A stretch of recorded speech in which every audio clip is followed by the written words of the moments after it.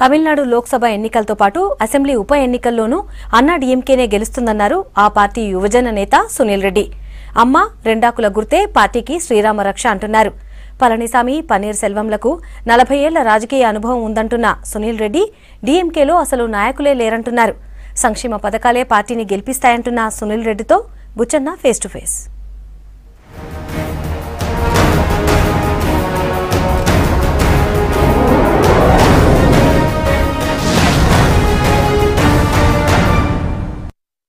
తమిళనాడు రాజకీయాలలో ఉద్దండ పిండాలు జయలలిత, కరుణానిధి వాళ్ళిద్దరూ లేరు. ఇప్పుడు తమిళనాడు రాష్ట్ర రాజకీయాలలో ఆల్టర్నేట్గా ఉన్నదెవరు?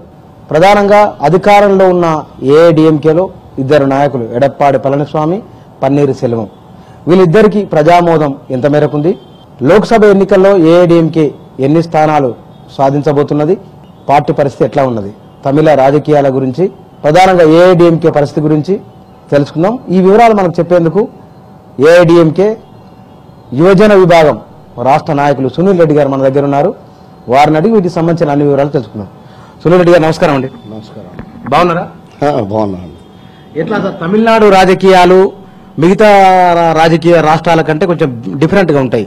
ఈసారి ఎట్లా ఉన్నాయి? కరుణానిధి, జయలలిత ఇద్దరు లేరు కదా, ఎట్లా ఉన్నాయి? కరుణానిధి గారు లేరని డిఎంకే వాళ్ళు అనుకోవచ్చు కానివ్వండి, మేము ఈ రోజు కూడా అమ్మ బతికే ఉన్నారనే ఒక నమ్మకంతోనే మేము ప్రజల్లో ఉన్నాము. మా గౌరవ ముఖ్యమంత్రి ఎడప్పాడి పళనిస్వామి గారు కానివ్వండి, మా ఉప ముఖ్యమంత్రి పన్నీర్ సెల్వం గారు కానివ్వండి, అంతా ఆమె బాటలోనే సుస్థిరమైన సంక్షేమ ఫలాలు కలిగిన ఒక ప్రభుత్వాన్ని కంటిన్యూ చేస్తున్నారు. అమ్మ ప్రవేశపెట్టిన ఏ ఒక్క పథకాన్ని ఈ రోజు వరకు నిలపలేదు. అదే కాకుండా అమ్మ చెప్పినటువంటి కొత్త పథకాలను కూడా ఎన్నో తీసుకొచ్చారు.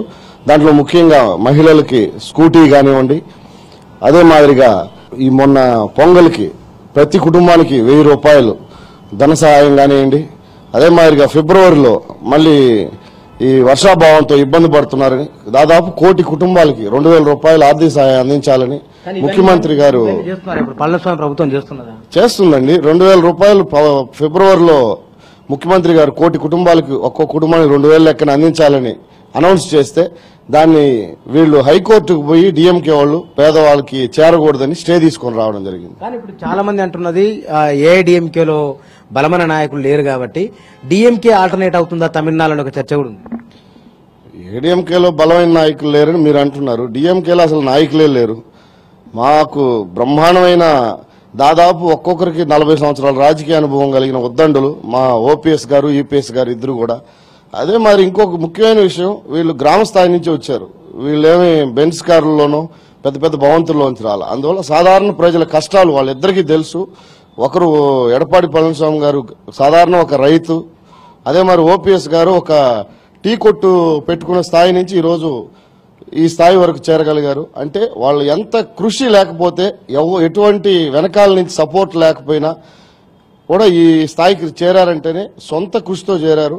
ఎవరైనా ఎప్పుడైనా పోయి ఈజీగా నేరుగా కలవగలిగిన పరిపాలన ఈరోజు తమిళనాడులో జరుగుతుంది. ఎటువంటి అతిశయోక్తి లేదు. దాంట్లో బీజేపీ మీతో పొత్తు పెట్టుకోవడం వలన తమిళనాడు ప్రజలు బీజేపీని అంగీకరించారనే ఒక ఆర్గ్యుమెంట్ కూడా ఉంది. బీజేపీతో పొత్తు పెట్టుకున్న దాని గురించి చాలా మంది అడుగుతున్నారు. వాళ్ళకి ఎంత 4% కదా ఉంది, వాళ్ళతో పోయి పెట్టుకున్నారు మీరు, వాళ్ళు మతవాద పార్టీ అని ముద్ర ఉంది కదా, మైనార్టీలు మీకు దూరం అయిపోతారని. 1,50,00,000 మంది కార్యకర్తలు ఉండే పార్టీ. మాకు శ్రీరామ రక్ష 2 అండి. అమ్మ అదే మాదిరిగా 2 ఆకుల చిహ్నం. ఇప్పుడు కూడా ప్రజలందరూ ఎంజీఆర్ గారిని, అమ్మగారిని ఎవరు మర్చిపోలేదు. డెఫినెట్ గా మైనారిటీలతో సహా ఏడీఎంకే వచ్చి ఏ నిర్ణయం తీసుకున్నా కరెక్ట్ గా ఉంటుందని నమ్మే కార్యకర్తలు ప్రజలు ఉన్నందువల్ల ఖచ్చితంగా బీజేపీతో మేము పొత్తు పెట్టుకోవడానికి కారణం ఒకే ఒకటండి, దేశ రక్షణ బాగుండాలంటే సుస్థిరమైన ప్రభుత్వం ఉండాలా, బలవంతుడైన ప్రధాని ఉండాలా. దానికోసమే మేము వచ్చి బీజేపీతో పొత్తు పెట్టుకున్నాం. ఈసారి లోక్సభ ఎన్నికల్లో మీ పార్టీకి ఎన్ని స్థానాలు వస్తాయనుకుంటున్నారు? తమిళనాడులో 39 లోక్సభ, పాండిచ్చేరిలో 1 ఉందండి. దాదాపు 33 నుంచి 34 లోక్సభ స్థానాలు. అదే మాదిరిగా ఇప్పుడు 18 అసెంబ్లీ స్థానాలు, రేపు వచ్చే మే 1st వీక్ లో ఇంకొక 4 కలిపి 22 ఉన్నాయండి.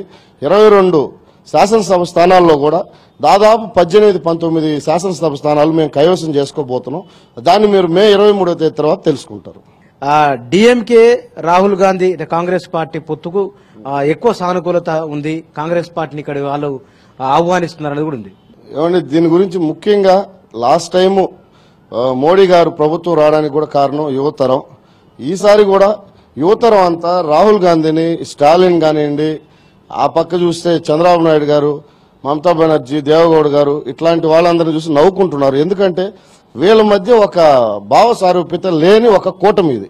ఒక అవకాశవాదంతో ఒకే ఒక వ్యక్తి బలవంతుడైన ప్రధాని దేశానికి ఉండి దేశం అభివృద్ధి చెందకూడదనే ఒకే ఒక్క దృక్పథంతో వీళ్ళు పోతున్నారు. ఇదే స్టాలిన్ వచ్చి తమిళనాడులో రాహుల్ గాంధీ వచ్చినప్పుడు భావి ప్రధాని రాహుల్ గాంధీ అవుతారని ధైర్యంగా అనౌన్స్ చేశాడు. కరెక్ట్ గా వారం తిరగక ముందు మమతా బెనర్జీ గారి ర్యాలీకి పోయి అక్కడ ఇదే మాట ఆయన చెప్పలేని ఆ ధైర్యం లేని ఒక నాయకుడు ఈయన. ఇట్లాంటి వాళ్ళంతా కలిసి కుక్కలు చింపిన విస్తరిగా రేపు దేశాన్ని చేస్తారని యువతరం కానివ్వండి, బాధ్యత గల ప్రతి పౌరులు ఆలోచిస్తున్నారు.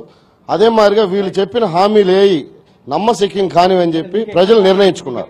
అది అతిశయోక్తి కాదండి. మీరు ఖచ్చితంగా మే 23 తర్వాత తెలుసుకుంటారు దాన్ని. థ్యాంక్ యూ అండి.